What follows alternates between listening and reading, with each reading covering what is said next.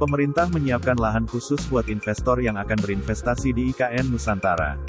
Lahan ini lokasinya masih di seputar kawasan inti pusat pemerintahan atau KIP IKN. Dilansir dari Kompas.com, juru bicara Kementerian Pekerjaan Umum dan Perumahan Rakyat (PUPR), Endra S. Atmawijaya mengatakan, pihaknya akan melakukan kegiatan pengembangan lahan (land development) dan penyiapan kafling di Ibu Kota Nusantara atau IKN Nusantara, khususnya zona 1B dan 1C pada semester pertama 2023. Ia mengatakan, hal ini dilakukan atas perintah Presiden Joko Widodo, Jokowi, untuk mempercepat pembangunan dasar di IKN Nusantara, Kalimantan Timur. Adapun zona 1B di IKN Nusantara adalah kawasan pusat edukasi, pelatihan, pengembangan sumber daya manusia, dan hunian. Sementara zona 1C berfungsi utama sebagai pusat kesehatan dan hunian. Pada semester pertama atau triwulan pertama tahun depan antara Maret sampai Juni, itu mudah-mudahan sudah ada kegiatan land development, penyiapan kafling di 1B dan 1C itu yang kita utamakan, kata Endra saat ditemui di gedung PUPR, Jakarta, Kamis tanggal 1 Desember tahun 2022. Endra mengatakan, untuk mempercepat pengembangan di zona 1B dan 1C, pihaknya telah mengirimkan surat kepada Kementerian Keuangan, Kemenkeu, terkait penambahan anggaran.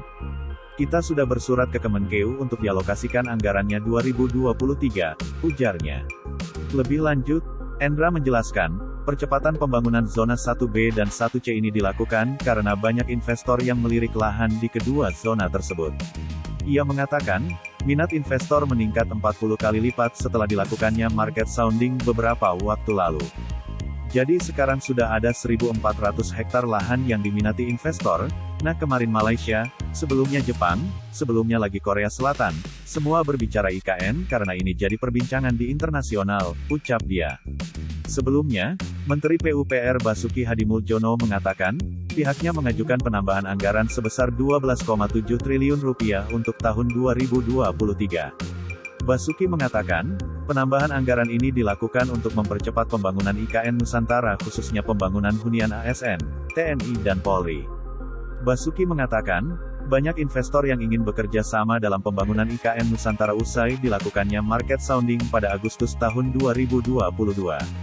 Karenanya, kata dia, Presiden Joko Widodo meminta percepatan pembangunan IKN Nusantara tidak hanya di kawasan inti pemerintah pusat KIP 1A, namun juga kawasan 1B dan 1C. Lebih lanjut, Basuki mengatakan, dari tambahan anggaran Rp12,7 triliun, untuk pembangunan hunian ASN, TNI dan Polri akan digunakan sebesar Rp9,4 triliun. Kemudian, sisanya akan digunakan land development, pembangunan lahan, dan jalan.